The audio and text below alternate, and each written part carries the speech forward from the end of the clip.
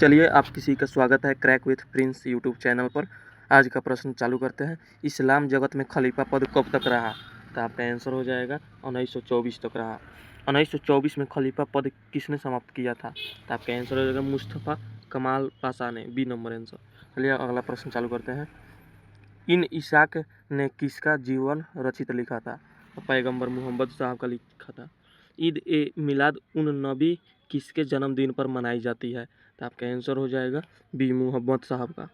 आज अगला प्रश्न भारत में इस्लाम का आगमन किसके माध्यम से हुआ था? तो भारत में इस्लाम का आगमन अरबों, सी आंसर हो जाएगा, अरबों के माध्यम से हुआ था। सिंध पर अरबों ने कब विजय प्राप्त किया था? सिंध पर अरबों ने 712 ईस्वी में विजय प्राप्त किया था। अगला प्रश्न ईसाई धर्म के संस्थापक कौन थे? ईसा मसीह थे।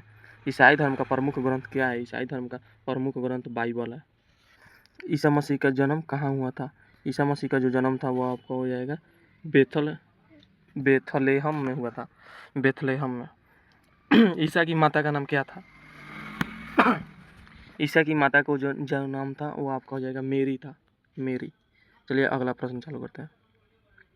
ईसा के पिता का नाम क्या था? ईसा के पिता का नाम था जोसेफ। ईसा के प्रथम 2 शिष्य कौन थे? ईसा के प्रथम 2 शिष्य थे एंड्रिया एवं पीटर। ईसा के किसने सूली पर चढ़वाया था? तो रोमन गवर्नर पोर्टियस पिटालुस ने। चलिए अगला प्रश्न ईसा को किस आयु में सूली पर चढ़ाया गया था? तो ईसा को आपका आंसर हो जाएगा 33 वर्ष की आयु में सूली पर चढ़ाया गया था। ईसाई धर्म का सबसे प्रमुख चिन्ह क्या है? तो आपका आंसर हो जाएगा क्रॉस। पारसी धर्म के प्रवर्तक कौन थे? पारसी धर्म के प्रवर्तक जो थे वो झरतुष्ट थे। पारसियों का धर्म ग्रंथ कौन सा है? पारसियों का धर्म ग्रंथ वेद अवेस्ता है। चलिए अगला प्रश्न पारसी धर्म का सर्वोच्च ईश्वर कौन सा है? तो अहूरा मजदरा। चलिए अगला प्रश्न पारसियों को और किस नाम से जाना जाता है? तो जो पारसी हैं उनको अनी पूजक के नाम से भी जाना जाता है। मगध के सबसे प्राचीन वंश के संस्थापक कौन थे? मगध के सबसे प्राचीन वंश के संस्थापक जो थे आपका आंसर हो जाएगा बी बृहद से। चलिए अगला प्रश्न हर्यक वंश का संस्थापक कौन था? हर्यक वंश का संस्थापक आज बिंबिसार था। बिंबिसार की राजधानी क्या थी? बिंबिसार की राजधानी राजगिरी थी। बिंबिसार किस धर्म का अनुयायी था? जैन धर्म, बौद्ध धर्म, वैदिक धर्म, ईसाई धर्म। तो जो बिंबिसार जो था वो आपका आंसर हो जाएगा बौद्ध धर्म का अनुयायी था। चलिए अगला प्रश्न बिंबिसार की हत्या किसने की? नंद ने, उदयन ने, शिशुनाग ने, अजातशत्रु ने। तो आपका आंसर हो जाएगा Ajatashatru, B number answer. Ajatashatru का मंत्री कौन था? चाणक्य, वर्षाकार, राधागुप्त, हरिसेन। तो अजातशत्रु का जो मंत्री था वो आपका वर्षाकार था। पाटलिपुत्र की स्थापना किसने किया था? पाटलिपुत्र की स्थापना विजय बिंबिसार, उदयन, अजातशत्रु या शिशुनाग। तो आपका आंसर हो जाएगा उदयन ने किया था। शिशुनाग वंश का अंतिम शासक कौन था? शिशुनाग वंश का अंतिम जो शासक था वह नंदी वर्धन था। नंद वंश का संस्थापक आप सभी लोग जानते ही हैं महापदा नंद था। सिकंदर का जन्म कब हुआ था? सिकंदर का जो जन्म था वो आपका हो जाएगा 356 ईसा पूर्व हुआ था। तीसरा क्वेश्चन सिकंदर के पिता कौन थे? जो सिकंदर के पिता जो थे वो आपका फिलिप थे। चलिए अगला प्रश्न सिकंदर का गुरु कौन था? सिकंदर का जो गुरु था वो अरस्तु था। चलिए अगला प्रश्न सिकंदर का सेनापति कौन था? सेल्यूकस निकेटर जो था वो सिकंदर का सेनापति था। सिकंदर ने भारत पर आक्रमण कब किया था? सिकंदर ने भारत पर आक्रमण 326 ईसा पूर्व किया था। चलिए अगला प्रश्न सिकंदर का युद्ध किस भारतीय राजा से हुआ था? तो आपका आंसर हो जाएगा पोरस, अजातशत्रु, घनानंद, चंद्रगुप्त, पोरस से हुआ था।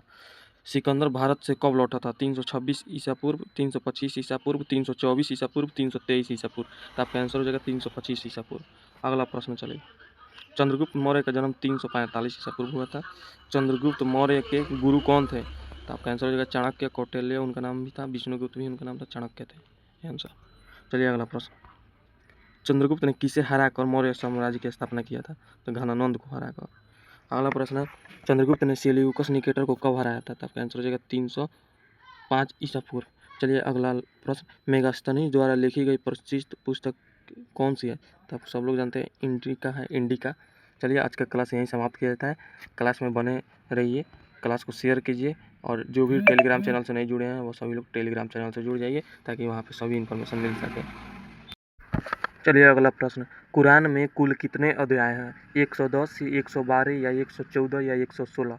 तो आपका आंसर हो जाएगा कुरान में जो अध्याय हैं वह 114 है, 114।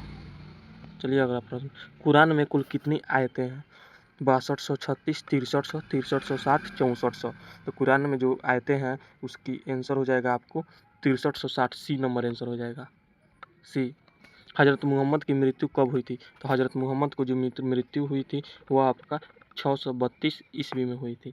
चलिए अगला प्रश्न, हज़रत मोहम्मद की पुत्री का नाम क्या था? आयशा, फातिमा, जैनब, हफ्सा? तो आपका आंसर हो जाएगा फातिमा।